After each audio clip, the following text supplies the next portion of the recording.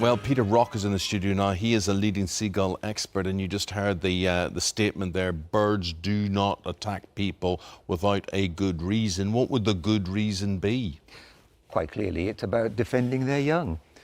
They're not the slightest bit interested in being aggressive at any other time of the year. Yeah. We know about food snatching, of course. That's not aggression, that's a question of ownership. You might have paid for your sandwich or whatever it is, but the gull doesn't recognise that. That's no kind of contract.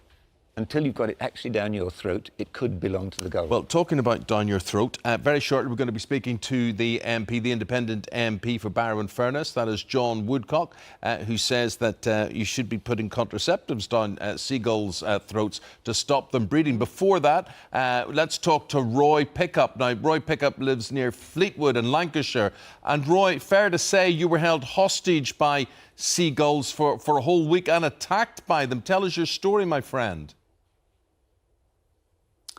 Well, good morning. Yes, I just listened to the comments there. A few weeks ago, the birds hatched, the chicks hatched on the roof of the bungalow. And unbeknown to me, a week later, they fell off the roof onto the top of the front door, onto the awning. I didn't know that these chicks were down this low. And I walked out, locked the front door, and I got about 5 yards out into the driveway, and I got struck on the back of the head by a fully grown gull. We're looking at the damage done to you there, Roy. How sore was that? What did it feel like? Yes, it split my skull. I had a hat on. It then chased me up the road, having 3 more goes at me. And I had to be at least 25 yards away from the house before it stopped attacking me. OK. Now, this was because, I Roy, went up to the... I understand that the seagull, they had young, and one of the fledglings had fallen down kind of on the top of your porch. Is that right? That's right, yes. The seagulls came down to feed the chicks, but the chicks could not get back up onto the roof. There's about a 9-inch gap between the canopy and the roof. So they were stuck where they landed. I attempted to contact anybody that would help me, either put the chicks back up on the roof out of harm's way or stop these birds attacking me. They were so ferocious that they attacked me 3 or 4 times. If I walked down the drive, it was impossible to get back into the house.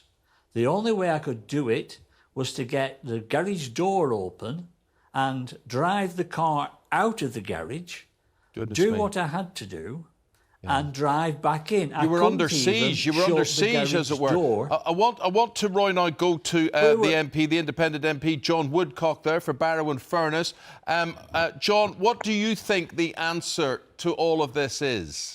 Well, we've got to find a way to stop these nests being placed by the gulls on houses, on public buildings. I mean, poor Roy, and his experience is unfortunately pretty typical of people living not just in coastal towns. There are companies dotted around the UK who, for I think, sort of considerable danger money, but will go out and replace the eggs of nesting gulls with fakes so that they continue to sit on the nest, but the eggs don't hatch. And you don't have this situation where people are terrorised just trying to get into their house, going into hospitals, going into schools.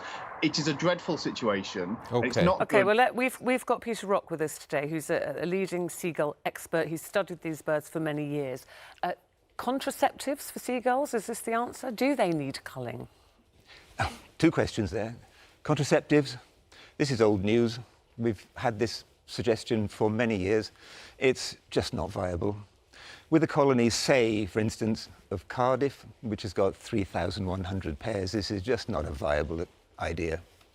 Those guys who are removing eggs and putting fakes in, that's been done for many years. It makes no difference whatsoever to any population. What would make a difference? What would make a difference? Well, number one, whilst I've been studying these birds for 40 years, it's my 40th season. I'm working in a very restricted area down there in the Severn Estuary region, and each of these birds is behaving in a slightly different way. So we need to have a much bigger picture of what's really going on with these birds to understand, first of all, who they are, what they get up to. Yes, it's very easy to make a headline by saying, oh, they attack us, but actually attacks are really very rare. But have they increased in numbers, though, Peter? Yes, of course they have. Quite considerably. OK, here's a little snippet for you. Seabird 2000 was the last national survey, and that listed 239 colonies. I'm building a register. It's a work in progress. It's nowhere near the final total, but I'm already on 536 colonies. So why have they increased so much? Well, because they're doing very well. Thank you very much. Because of us, probably. The thing is, Peter, there's very little sympathy for them. They're seen as flying vermin. I mean, if there were rats, people would be asking for them to be culled. But I just put that out there for you. Let's go back to John Woodcock again. John, what would you like to ask Peter? But Peter, I'm interested in what you say about removing the eggs not working, because surely, if you actually remove the nests from these areas, you've got to reduce the population in there. Can I just stop you there? Sure. That's not the way that things work, I'm afraid. In order to be able to breed, they have to achieve breeding age, which is 4 years. And for all birds, their first winter is the critical phase. The birds that I bring, I put colour rings onto birds and onto the nestlings. They fledge with those, and they will carry those rings for the rest of their lives. But I'm bringing at age 4 to 5 weeks. They fledge in 6 weeks. So many a slip between laying the egg and getting to the stage where I am ringing those birds, and half of the birds that I ring die before they reach breeding age. So if you're really, really lucky, at the age of 4, they'll come in to breed in your colony. Who are they going to be? They're going to be the males, and I can tell you what, for every 100 eggs you replace, you're very likely only to have 15 birds recruiting back into your colony.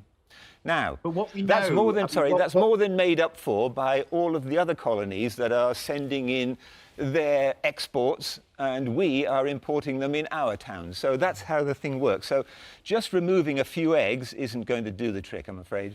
Well, we're not talking about removing a few. We want to take all of the eggs out of the built-up area in Central Bowen. We know that when they are most aggressive is when, as Roy discovered, when that chick is young. I mean, we had a chick in the back. In our backyard a couple of weeks back, and actually, there was, I wanted to take more draconian action, but my other half literally put a colander on her head, and took this thing. I suggest you buy yourself a golf umbrella.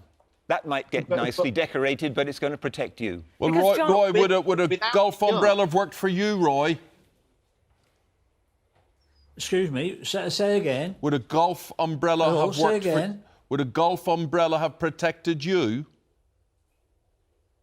No, it wouldn't. Because, in fact, a neighbour the week afterwards was coming back.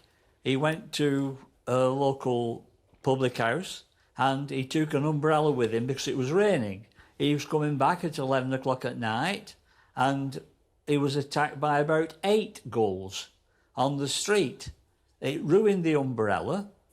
I'd like to ask the expert why local authorities cannot have the power to remove, in our case, the nest, and because it was on our house, they will be able to identify Are they the actual protected, Peter? birds Why don't they have concerned. that authority? Well, that bird there, herring gull, yes, that's now fully protected. Yeah. You can remove nests and eggs if you wish. You can't do anything against that bird. So, yes, could they do that? Yes, I suppose, if you get a special licence. But as you know, the general licence has now been revoked and it's coming on. So, The answer at the moment is I think the local authorities are in a bit of a bind about this. OK. Guys, got to leave it there. Thank you very much, you. Nick. Really appreciate that. If you've got a story to tell, get in touch with us this morning. All I know is they do the biggest poos ever on your car, which are it's very difficult. Even sometimes at the car wash. Splats. Sometimes I think it's so big, I think it's been an elephant passing or something. I'd call it a large amount of good luck. A large amount of good luck. OK, OK, that's the way Peter. to look at it. Thank you very Peter. much indeed.